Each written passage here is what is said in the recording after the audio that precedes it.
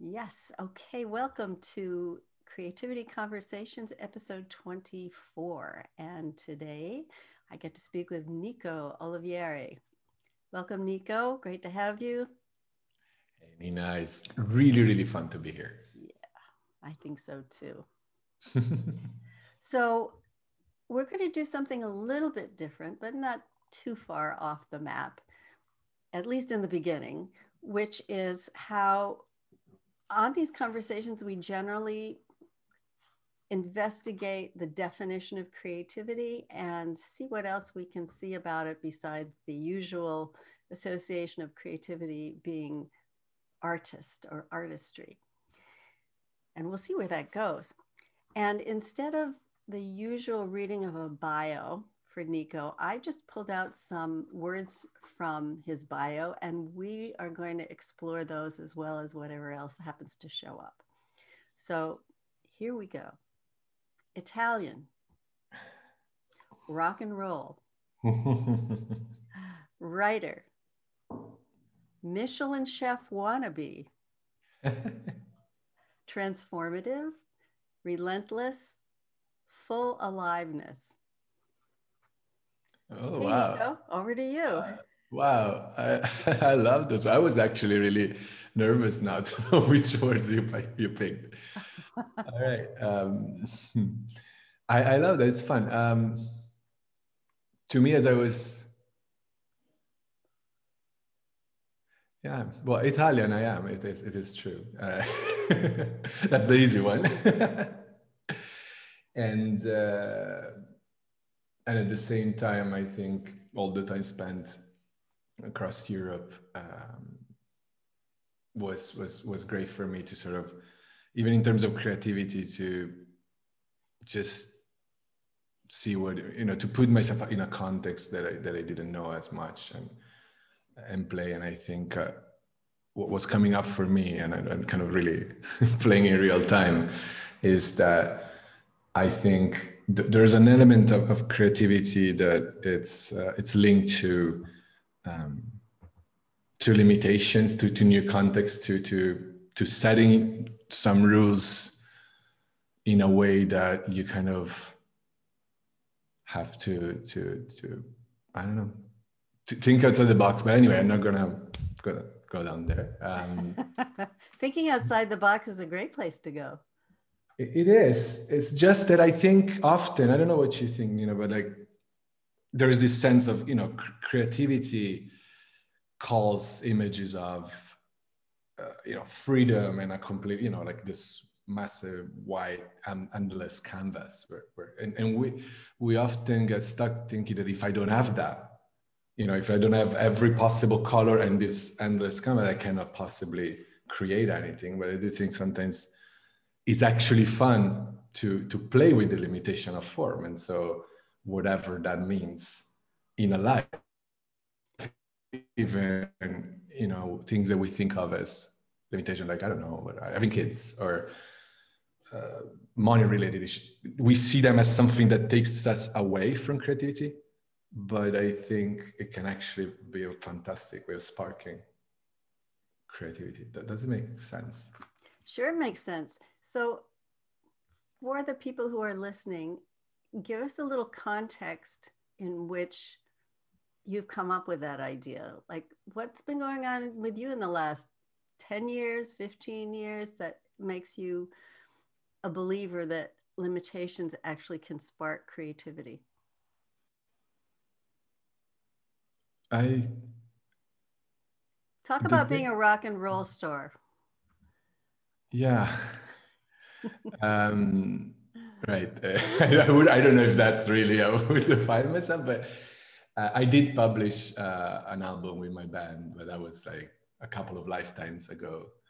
And, I actually, what came to mind when you asked that question, which is a wonderful question, was actually diabetes, which is something that I got diagnosed about 15 years ago. And that is something that I think informed a lot of the choices I made, and even the creative, the good things that I created and the way I went about my life. But, you know, it starts as a limitation. It made me see and look in directions I wouldn't have looked otherwise. Whether Can you give me some examples? Yeah, sure. The most obvious would be, of course, the diet, right? But I think it's a lot in terms of preparation, kind of a lot of things we tend to do on autopilot. You cannot afford to do on autopilot with diabetes, right? You really need to think. Whether it's like a friend calls you and say, hey, let's go grab a beer. You're like, okay, hang on a second. Let me see what my blood glucose is. Let me think, am I bringing the insulin? And it might sound like I was talking with a friend of mine who shares the same condition recently. And you might think that's obviously a bad thing, but it makes you really come aware of how many things we just do without thinking, you know, without being really fully aware and present and going all in. Yeah. So that's kind of what came to mind in terms of limitations. I guess that's the big one. And Rockstar, I wouldn't know where to start. Were you playing a guitar? I see you have one in the background since you were That's the one, a actually. young boy. Yeah, that one, and not the bottom, not the acoustic one, but the electric one is actually the one I used to record the album. Yeah. We didn't sell much, like, so don't. You mean we won't be able to find it on iTunes? No. I think you might be able to find a few videos of some songs on YouTube, probably, but I'm not gonna share the link. Okay. So even playing in a rock band, did you write your own music? Yeah. So there's something in that where you were coming up with ideas from, where did you get them? Did you pull them out of thin air? Did you listen to something and be inspired by it? Sorry, the connection, can you repeat that? I missed the last sentence. Sure. So I'm just wondering about your songwriting experience and how the ideas came to you. The word that comes to mind is inevitability, right? I think the big thing I learned in that period was, at the beginning, I would write a lot from what I thought would work. And I don't know, maybe looking at what the other person who would write songs in the band would write. And I think, oh, you know, it has to be at least as good. And kind of just very logical, very, rational composition in a way. And it was a struggle. I did write something nice from there. It wasn't necessarily bad, but it was an effortful process. And I think the most beautiful thing around creativity, that for me, whether it's poetry or music or business, is when you find that place in you of inevitability, this sense of like, I cannot not write this song or this poem or this business. You wouldn't write a business, but that's and I haven't thought about it this way actually ever. So thanks for the question. But like, we're going through a big transition in my business, in my coaching business, with my business partner, and we are really noticing that on how easy it is to go back into creating from whatever past experience and what you know and best practices, and even if you don't want to, and we really don't want to, we kind of made it a thing, like, okay, now let's set all of this aside, but it kind of creeps back in so easily. But when you find that place of like, what's the business that, that it's inevitable we create? What's something that we can't really even help but doing? What's there that has that energy? And the problem is sometimes it doesn't make any sense what comes from there. So you got to trust that. And it's not so easy because you're like, hey, hang on a second, like, really? Really? Should we do that? Like, but I say, yeah, really, do it. So tell me how that feels to you when can you give me an example of that? Because I'm thinking about when I've had, you use the word inevitable, which I think is a great word, and haven't heard it much on this series. So I'm intrigued by what you mean by it. I mean, I am in what I hear and what you're saying, and so you can clarify it for me, is that you can't not do it. It's just something that it has such a compelling feel to it. It makes you feel good, even if it's kind of crazy. Even it's like going up that first hill of a roller coaster. It's like, oh my God, did I make the right decision here? And then suddenly you're up at the top and going down again. Yeah, that's I love how you're describing it. There's definitely a feeling to it. I think you one of the words you picked was aliveness, or fully alive, something like that. And I think it's more about that. Like, I don't know if it always feels good, at least in my experience. I sometimes might feel scary, might feel like I might feel very confused about something. Mm-hmm.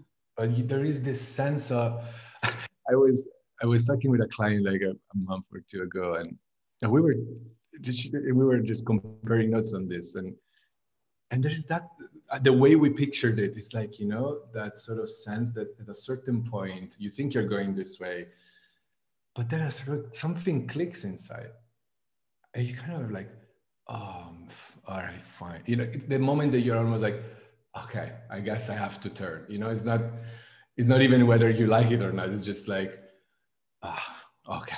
It's time. You just know. Does that happen to you in your home life? You have a son, right? Who's how old? 6.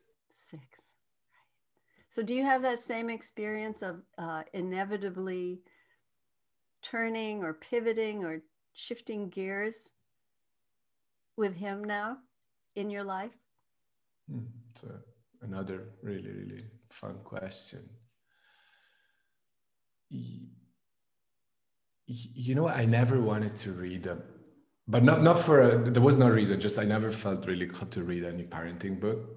I did read one before he was born, but apart from that, my wife is more that one, and I'm very happy about it because I trust her. She knows all the right things, and I guess that's one of the reasons why I haven't. But I'm noticing that it seems to me the only way to parent that I could possibly consider, that I could do. My kid, but I think every kid just keeps changing. Like, I have a different person in front of me every time it comes back from school, that I wouldn't know how to do this. I still don't know how to do it, like how to be a parent. But if I thought there was the right way that I should find and apply, I think I would really, really, really find it hard for how I am. So, it has to be responsive. And, we thought about we are in this family. We have these ideas. If you ask me, like, oh, we don't scream and we're not for, I don't know, extreme punishments or whatever. But we like to talk to him. But at the same time, I know there are moments that are just like, no, just go to your room. And I need that. I know, like, that's just how it seems to go. So I don't know if I answered the question, but there you have it. Well, I think I was going with that question really is about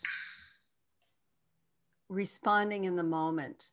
Yeah. And, in terms of talking about creativity, the thing that seems the most obvious to you to be doing right then and there, not so much with a plan in mind or a script in mind, but even without thinking about it, it makes itself known to you. So I'm that's how I'm hearing your description of talking about your son and how you're parenting him, is that it's a very a natural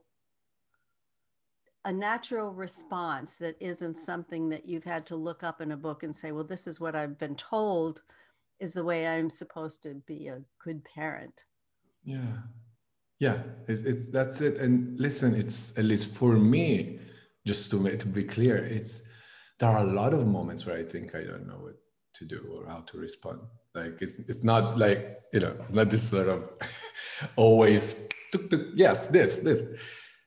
But the one thing that I know it's consistent is that in those moments, my wife and I are, at no point it seems to me that the conversation should be around, okay, so what's the right way of dealing with this situation? It's just, all right, pretty much we hang out in that space with the trust that sort of like, I don't know, I might say a word and she might say another, and then it's just obvious what to do. And we might get it wrong, but and that's true in business, when I feel like I would say 80% of the time I have no idea what to do next and where I'm going, but at no point it seems to me anymore that I should look for answers somewhere in general, in a theory, that I can't find what I need in this is how you grow your coaching business. That's not a question that occurs to me. But it's like, okay, cool. So what do I want to do now? Yeah. So I guess there's that distinction between looking for generic solutions and apply them, and thinking that you're applying them wrong when it doesn't work. And actually being really present and say, hey, look, this specific moment will have its own specific answer. It might just never repeat itself again this way. Yeah, I love that. It seems like it makes, not that kind of advice is bad or wrong, but it's already out of date. Yeah. It's not in the moment. It's not taking, as you say, taking all the events in the moment into consideration. And I think that's the really distinction between learning how to respond in the moment and feeling that we need to rely on somebody else's past experience. Yes. Yes. 100%. I guess what's fascinating, because I love reading books with people sharing their theories or their steps. But what I get really interested, what I wonder as I read or as I listen to an interview is, where is that step? Where is that strategy coming from? Where did that come from? Right? And you inevitably, you start seeing like, oh yeah, wow, they did that too. They might not have been aware, but this book and this framework came from the same place. It's just that instead of seeing that it worked for them because they were present and that just worked for them, then they're sharing well-meaningly the form and not the source. Yeah. Can you share the force, do you think? Or just point to it somehow? You can point to. Yeah. You can point to the source. And then the job that we do, I think is so, at least for me, one of my, what's really hard or easy, depending on where you see it, is to think that say I'm talking with someone and that something occurs to me, or maybe something had me in the same situation or something. It's so easy to share my form or what I got from my connection with this creativity, this wisdom, this energy.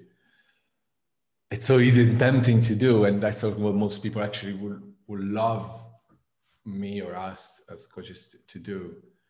But what's really important is to kind of keep relentlessly, as another word that you pick, pointing back to their source. Mm. Yeah. Yeah. And yeah. So how would this work? For example, let's say you're speaking with somebody who's gotten stuck at home because of the lockdown. They're isolated. They don't have a lot of contact with their friends or family, or at least most of it's on Zoom these days, if at all. And things look very flat to them. Things don't look creative. So going back to your point about limitations being a potential spark for creativity, seeing things differently, asking what else, how would you apply what you're saying to a situation like that? Well, I guess, you see,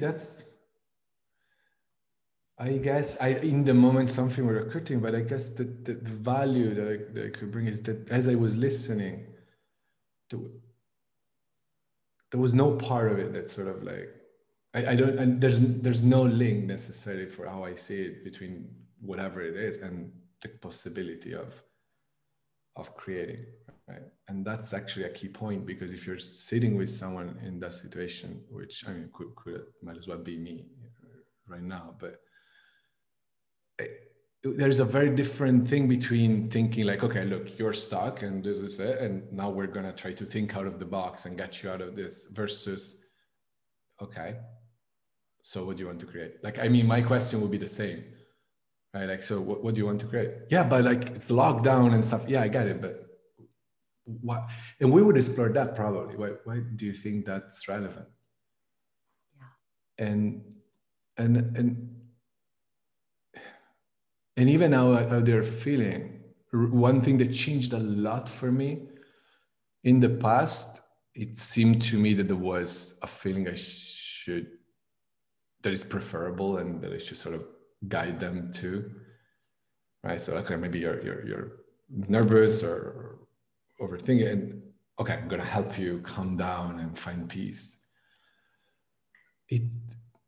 Why? Like, I mean, I once asked a client, so like, yeah, I would love to be happier, and I asked her why. What do you like? What do you think being happier will do for you? Like, I am not always happy, like it doesn't seem like a goal. Happiness, you know what I mean? Well, that's anyway, a really it's a provocative statement. Yeah, I like those. Yeah, I've gotten that impression. What I'm wondering, because you said it, why should it be a goal? Is what I'm wondering is whether you're suggesting that we don't have to give those feelings too much weight. We don't have to say, well, in order to live a good life, I need to be happy 95% of the time, or even 80 would be good, just to be able to ride our emotions without getting swallowed up by them. Yeah, I think that's the gift. Right, I love how you're saying, ride our emotions without being swallowed by. I don't. What would you?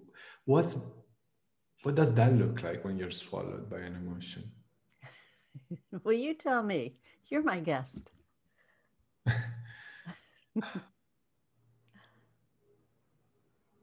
Look, the disclaimer is this is just how it looks to me, and I realize it's different than a lot of people, and I suspect they got it right, and I still haven't seen it yet. But for me, if I have to look at my life, right? Like, I cannot talk to anybody and say, I don't know, be creative, and it either works for me, if it's true for what I see and how I live my life, or I'm not going to share it. And where I am right now, I'm very far from a place of even 80%, of eternal peace, but not even, I don't even, it's really not relevant in my life right now. It's not something I check. Okay, so how peaceful was I today? Yeah. And today, this afternoon, I struggled. I had to go to bed. I was just like, everything seemed too heavy. Yeah. And I think a beautiful gift is someone who shared the same with me. Would be like, okay. What if that part of the gift, the usual sentence, the Sid Banks shared about if only people will learn not to be afraid of their own experience, that would change the world. But that is it. Like, you see, as long as it looks like something to fix, or then you're resisting it. What happens if you accept that life has all of it, and it feels good and feels bad and it feels it, but it has really very little to do with what you need to create or to discover or to realize. Yeah. If you want to. I mean, you don't have to. It's interesting to even think about peace or peace of mind as being a desirable state to get to, rather than something that is fundamental to who we are. And the reason I'm saying this is because the other day I was describing a situation to a colleague, and I didn't realize I was doing this until she pointed it out to me, but I was describing something in terms of a problem. It wasn't a problem, it was a statement, but I was turning it into a problem, which then I had to figure out how to fix. Yeah. Oh yeah, right. And I think that pursuit of anything, whether it's peace or, I don't know, you fill in the blank, sometimes prevents us from not only being okay what's going on with what's going on right now, but knowing that we're all okay underneath it, and that we still have choices, and that we still have access to creativity or doing something different, seeing something with a fresh perspective. Yeah. Yeah, and that's hope to me. You just described hope. That's what? That to me is the foundation of hope. Ah. Right? If it's that knowing that you know what, right now is not okay, and life doesn't feel okay, and I'm allowed to just really hate this moment. But some part of you that knows, okay, but then there's the next bit, and that might look completely different. Yeah. I mean, how cool is that? That's right. But to not be afraid of, there's there's a danger when we share, and I love how you're sharing it, but it can be easy to hear, oh, we are all okay, it's all okay, and translate that into like, oh, so I'm not supposed to feel that is not. Right? No, that's okay too. And it is, I mean, spirituality is, right, it's supposed to be an investigation of our nature, right? Of who we are, what we're made of. It cannot deny our humanity.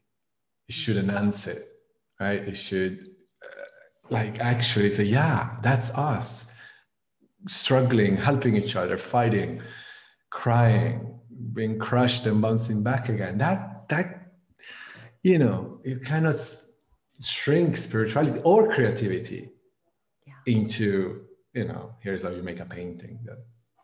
No, I guess.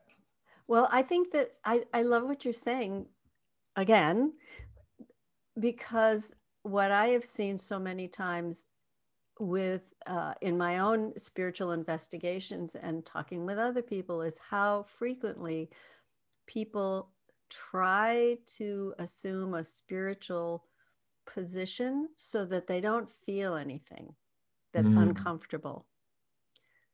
So what you were saying about including our humanity in that experience of the spiritual, otherwise we're just running away from something that we don't need to do. We have a capacity to deal with whatever comes our way. Yeah. That's so important, I think. I mean,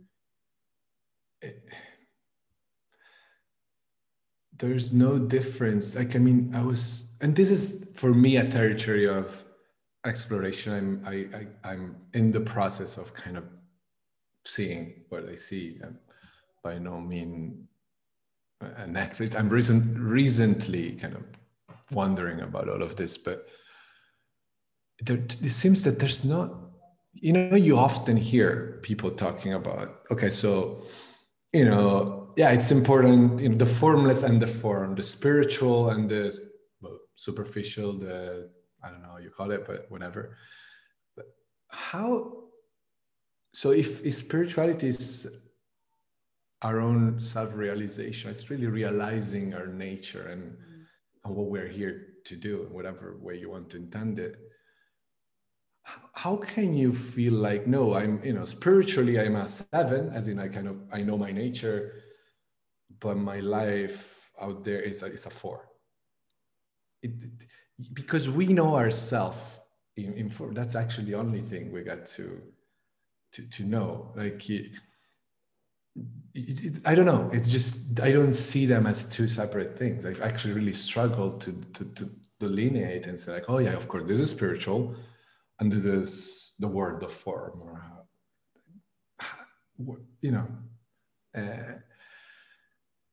and actually something that is interesting me recently is the possibility of somehow standing for something that is, and I don't know, I like really like, it's a serious disclaimer. I really don't know what I'm talking about here, but it's, I am a big fan, of course, of the truth of life is, in the small moments that we can find peace and beauty and wonder, in, I don't know, what to be cliche, but really, in the smile of my kid, or in, it is true, right? It's true. Life is, you go out here, and I'm surrounded by beautiful mountains, and you see a waterfall, and yes, right? So I think we are complete, and we know that. Good. But is there something beyond that? Beyond that sense of like, yeah, I don't need anything. I just have there's the smile of my kid, and the life is gorgeous, and the world is all perfect. Yeah. But is there the possibility of embracing something bigger, wider than our little garden, and standing for something, and maybe fulfilling some sort of,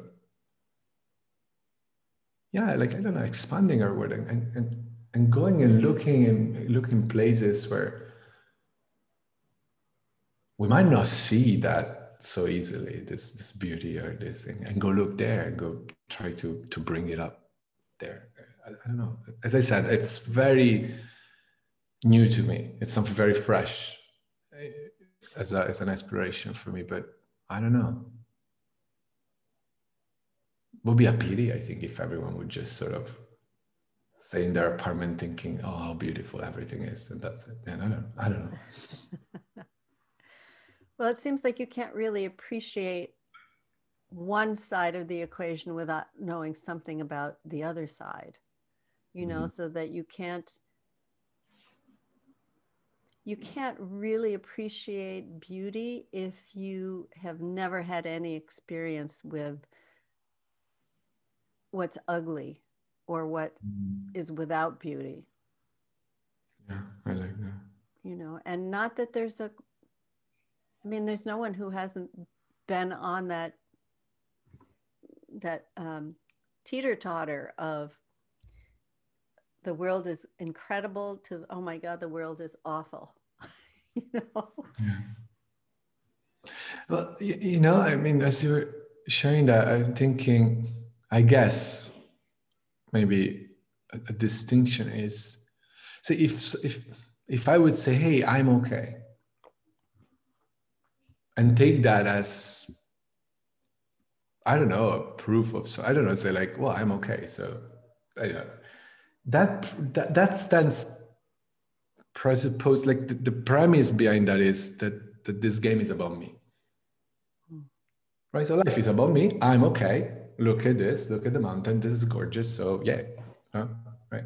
What if it isn't? What if it's not? It's never been about us, as in, you know, the little thing we identify with. What then? Like, what if?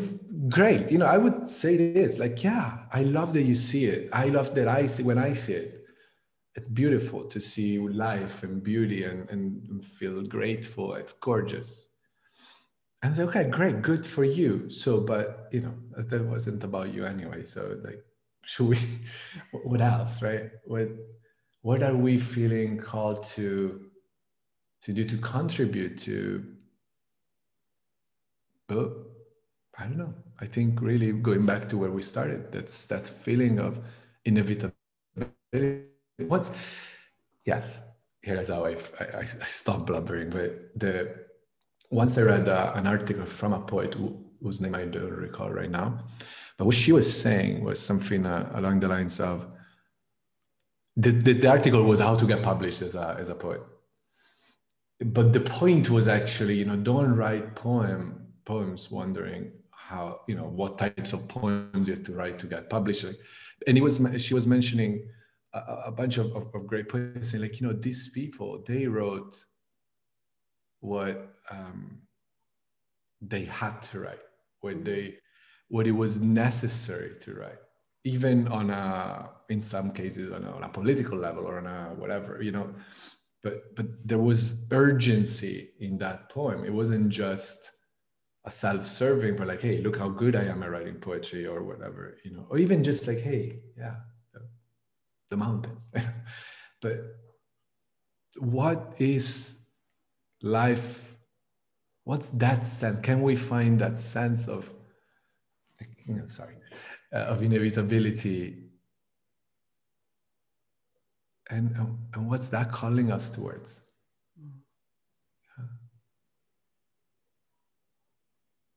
Now that is a great question, which leads me to invite anyone who is on the call with us to ask a question if you'd like. Raise your hand or your little blue digital hand, and we'll bring you on. In the meantime, though, I would love to ask you if you see a correlation between creativity, or whatever we're going to call it today, and love.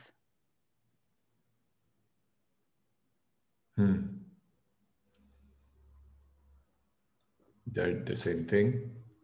Asking you whether you see any correlation. No, yeah, that's. Oh, you are. That was a statement. Sorry. No, it's all right. It seems like that they're just they're synonyms.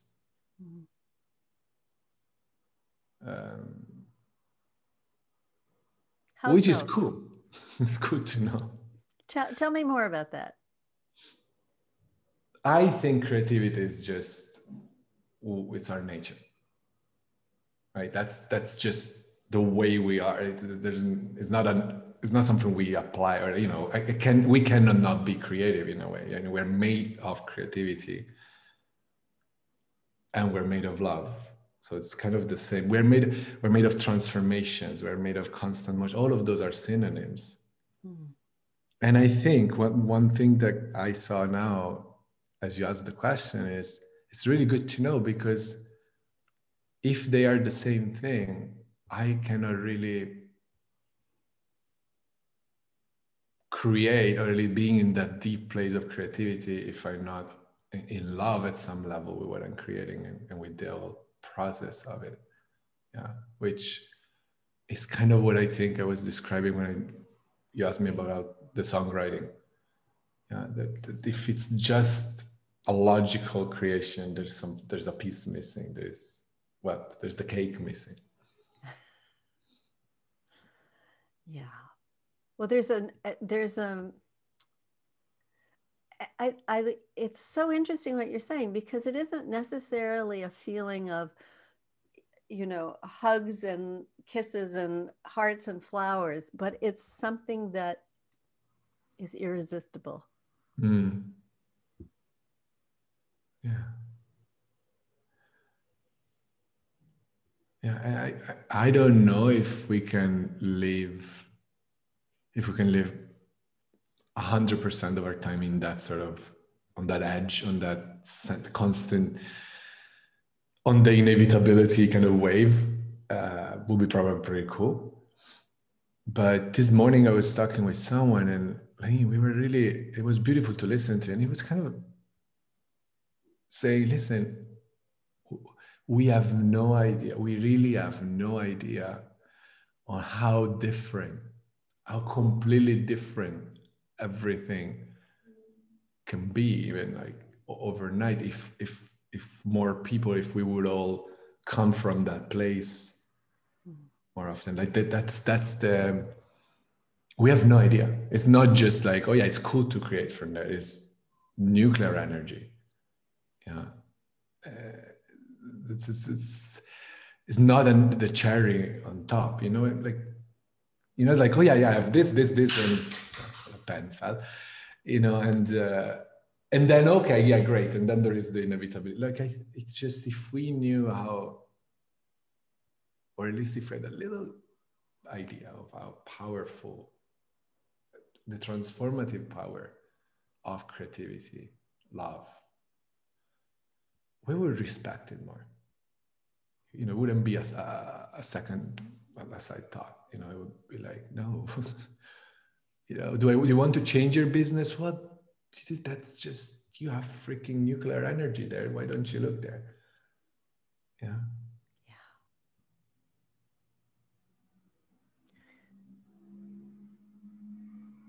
One way I'm hearing what you're saying is that creativity is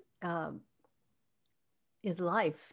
It's the force of life moving through us, moving through everything, constantly changing. And it's like, you can't stop a flower from blooming unless you stick it in ice cubes or chop it down or, alter it or destroy it in some way. But it's that impulse is to open up, is to reach towards the light and then open up. And what if that was the same for us? But we saw it as a problem. Which is funny, but yeah, we are funny. And to me, creativity is breathing. It's, if I have to think, that the closest metaphor or analogy would be breathing. In a way, breathing is life. But it's the same. It's this constant inspiration and expression. Yeah, that's kind of, we can't help that, right? Yeah, but the more we can sort of get it, and it's actually a cool parallel, because we managed to also, breathing became a thing that you do, like, oh, well, on Thursday I do breathing class for 2 hours, like, then what are you going to do the rest of the week? Just this, but the difference is, on Thursday I go there and I sort of, I notice it. That's really, when I'm mindful of my breath, I'm just noticing what's already there. I think with creativity is kind of, the same we think like, oh, I took up pottery.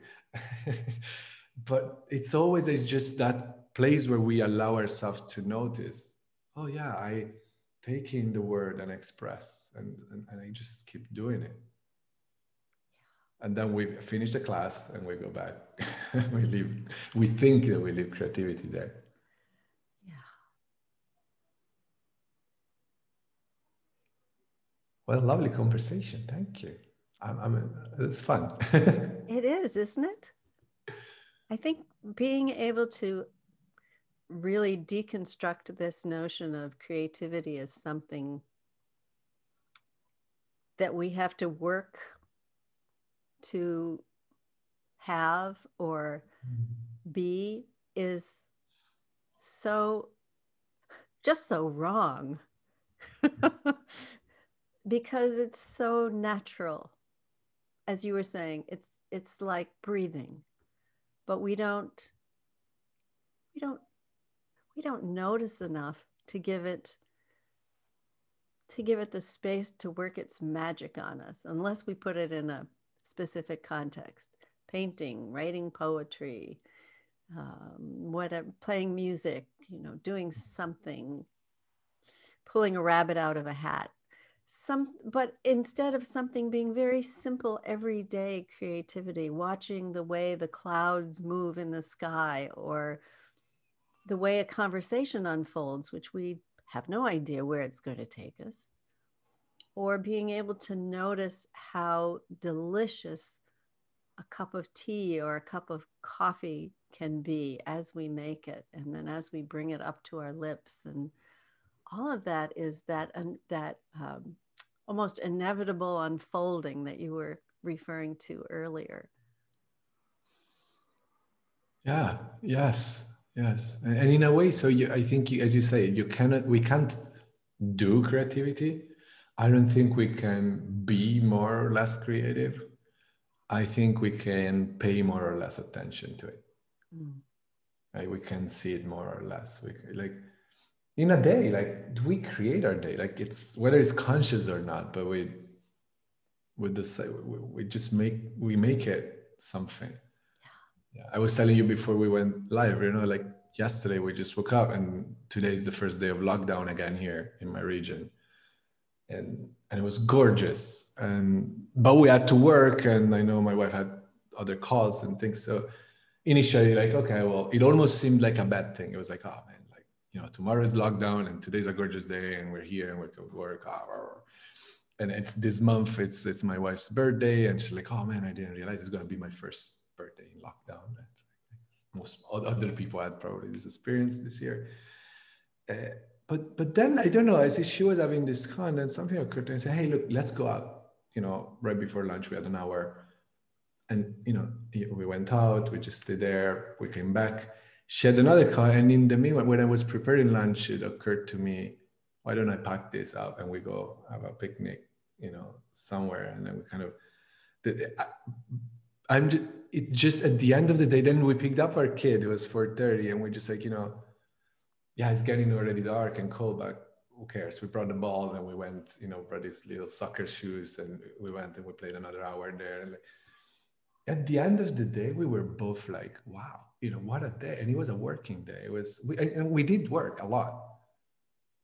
And you see oh, and what occurred to me, oh my God, how many days I just sort of spend one-dimensionally, well, it's Wednesday, so I guess I'll have my clients and I do the things, and look at the potential in a work. There's no reason why I didn't do this every day or every week. Not that I have to, but how humbling to see, even where you think no, I'm pretty much maxing out on the possibility that a Friday can offer. It's how cool to see that. No, if we pay attention, there are always a million ways we can play. And that sounds like good news. Yes. I guess we could beat ourselves up and say oh, why didn't I do it 2 days ago? But why? Right. So I am thinking about this capacity for noticing what already is, what else might be possible, and how sometimes that seems really difficult to do if we're triggered by something that's painful or, brings something up we'd rather not have brought to our attention. And yet, I mean, you could say noticing is a creative act in and of itself, and yet it's the same as with anything. The more we are willing to let go of our rigid perspective on what we think is happening right now, it just opens up another world.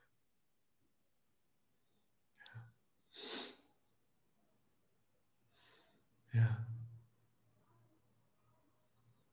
And I think it's such wonderful exploration. I mean, for everyone, like noticing is that, and so many things to wonder about there too. How do you know? Like, is it something we like really do? Like, okay, you know what? Now between 4 and 5, I'm gonna notice, or right.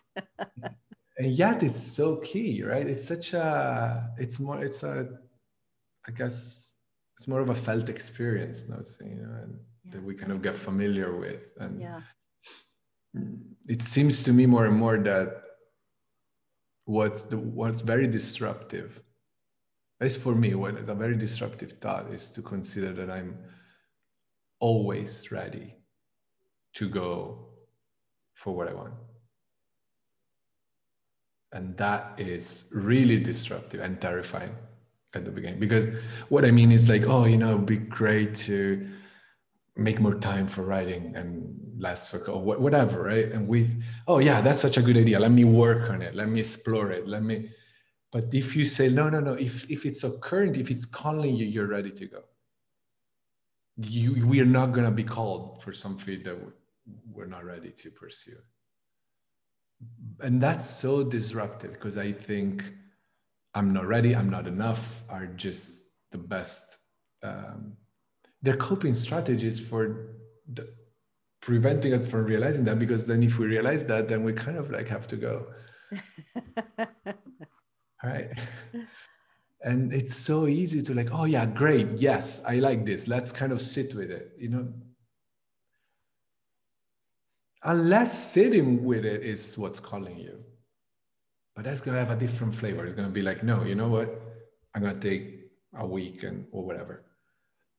But if you have this sense, which is my case, it's like for so long I've been like, yeah, I would love to have more space for writing, yeah, I guess. And then you make up stuff. Well, when I'm going to have X clients, or when I'm going to have this, or when. But really, it kept coming. And then I just realized, oh, maybe I can just start writing, Right. You do it. And it's not, for me, this is often scary to take that step. David White, the poet, talks about it in terms of, to taking that next radical step. But it's radical not because it's crazy, but it's because it's often very simple. We used to look, we were like for the grand thing, or okay, I guess I'm gonna leave my job and do this, but it's radical often to just wait. Are you saying I should just sort of take an hour and write? Yeah. But it needs simplicity. It's scary and radical because it shows how simple it is. And isn't that what we do with our lives? Make them so complicated. I can't do this unless this is a great idea, but I can't really do it because I don't have blah, blah, blah, fill in the blank. And yet, do we really need whatever it is we say is getting, is it really true that what all of the obstacles that we are saying are in place are actually in place. That's what we do. And sometimes we don't want that. That's the thing. We say we want something, and there are two possible things. Either we really want it, so it's kind of a pity to make up all this stuff that doesn't, that prevents us from doing it. Or we don't want it, so we make up all this stuff, and then we spend a lifetime to fix all. And finally, we get there, and we're like, "Oh, I really didn't want to do this," And either way, it's. But we do it. Like I do it a lot of times. So. Me too.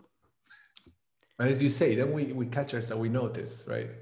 And there's something that seems that the more you see, the more you see. Yeah. And so that's the learning curve, that's the hope. I wanted to say something to the people. I wanted to thank the guys, the folks at the call, because they might not realize how, at least as far as I'm concerned, they really shaped this conversation. For me, I was very aware of even just a nod or something, and I could see that. So thank you, because you did contribute to this with or without question. So that, and I think it's so cool because we don't realize how we have an impact whatever we do or don't do. Oh, I'm so glad you said that, Nico. Oftentimes there are so many reasons why people don't ask a question, but it doesn't mean that they're not hearing us. And it doesn't mean that there isn't a possibility that whatever is in the conversation could be a catalyst for them to see something new or not. And I guarantee you, we would have had a different conversations if it was just you and I. Yeah. Isn't it pretty cool? What if, and I have no idea, but what if that's how it works? Like, what if we go into a room and two people are talking, and the fact we're in that room somehow changed that conversation, even if I have no, like, who knows? But it's pretty cool if we start seeing that there's more to us, to our presence, than meet the eyes. So thank you.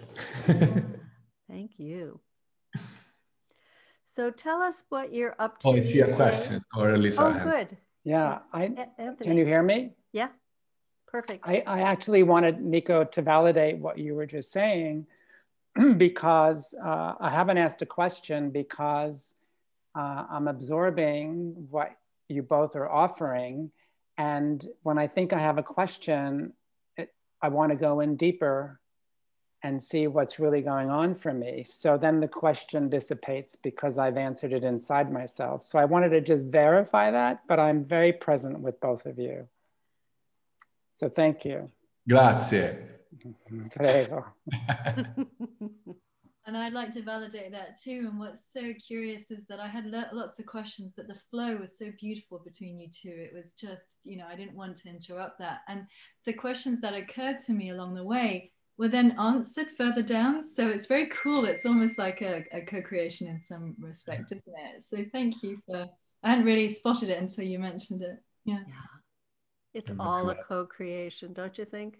Yeah, well, but Nico, when you open that up, like, oh, the possibility exists that the people who are just bystanders on this call have influenced what's going on, that gave me the opening to say yes.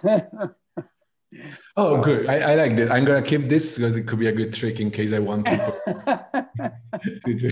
That wasn't the goal, but yeah, good.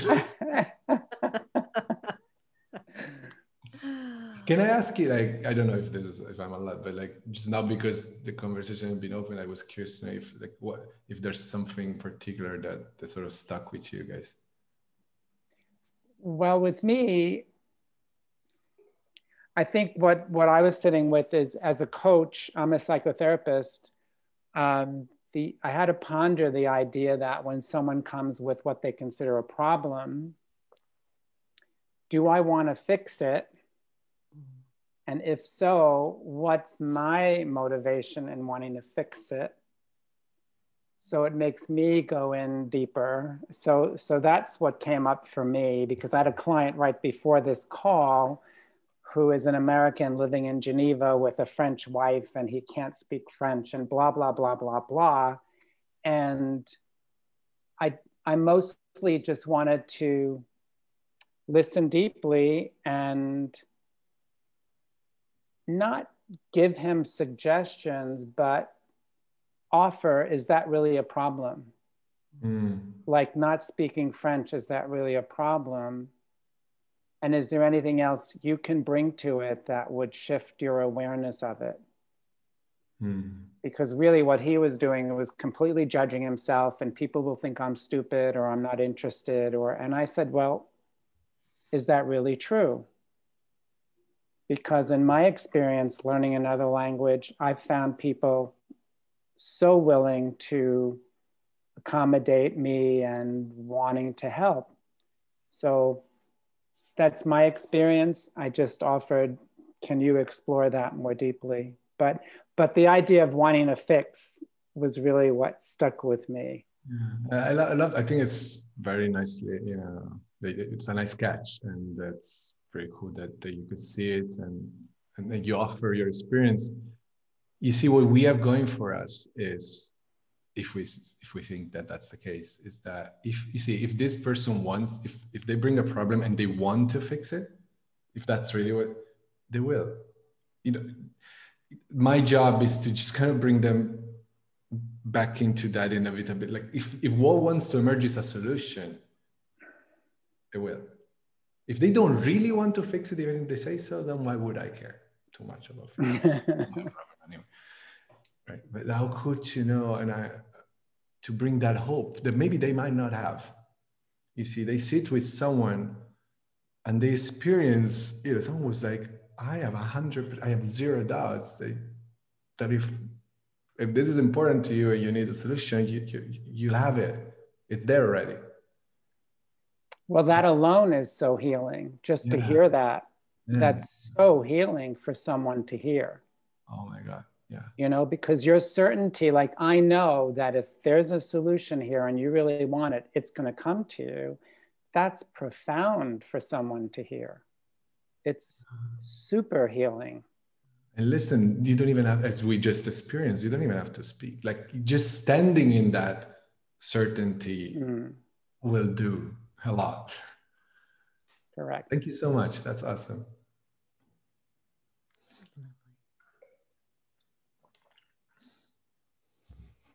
For me, what I loved was that word inevitability, that just something just wants to be created. And I love the way you pointed to how when you were writing poetry or maybe your music, it was you were mindful not to be thinking, oh, so what would my audience like, but rather to come from that place from within, that from the true nature of what wants to be created. And it sounds like you approach your business that way too. And so that really struck me, that it struck a chord with me, because I go into the arena of, okay, this is a great idea, but is there a market for it? Whereas that can just be pushed off the table. If the desire and the push is strong enough from inside, just go with it, and it seems like that's the approach you take. And I would have loved to have heard more about that. But that's very cool. And it's a good reminder. So thank you. Thank you. That's pretty awesome. Yeah. Thank you.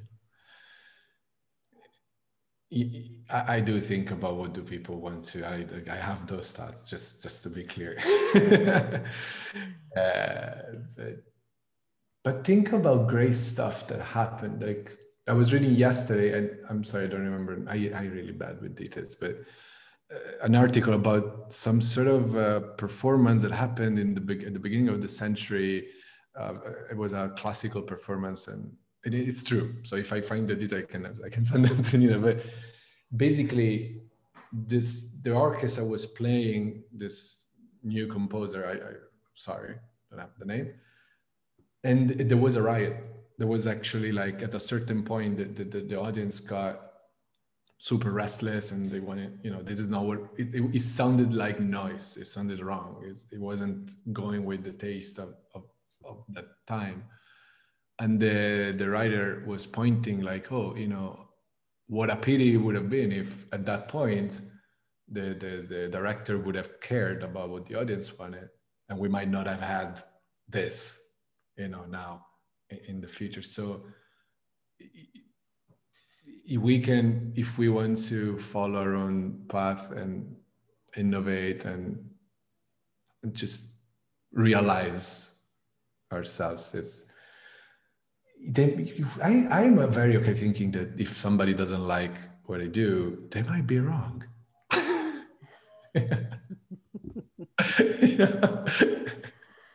But it's so cool being able to play with something and daring. And it reminds me, I used to be an intellectual property lawyer, and one of my clients was Dyson. And I remember very clearly that when he first invented the concept of the clear bin, that was novel. And he had so much pushback, like, no one's ever going to want that. No.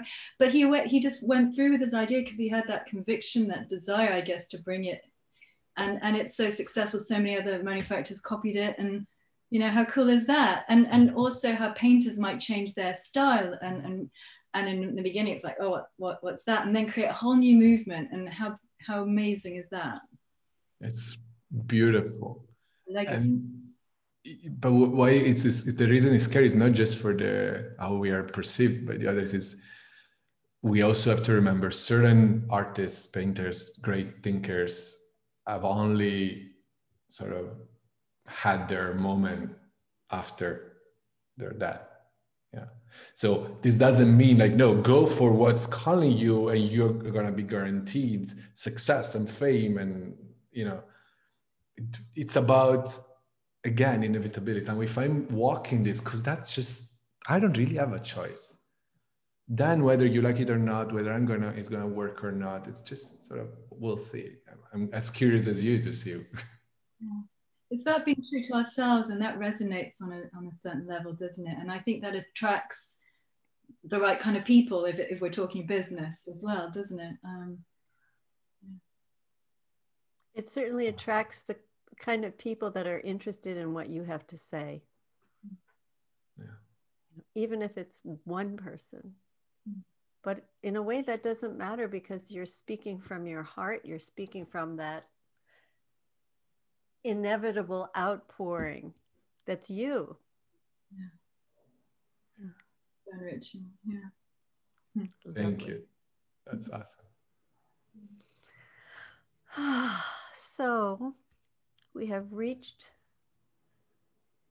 a point we're about to say goodbye. Before we do you have a website, or do you want to tell us about your new publication, where people can find you? Sure. Yeah, I would love for you guys to have a look at it. It's just it's called No Way, as you find it at noway.substack.com, and it's simply a place that I'm starting to play with for a month now, where I write. But I wanted to bring the conversation out of Facebook, kind of for the reason we were mentioning now, and I realized that the algorithm had an impact on me, first of all.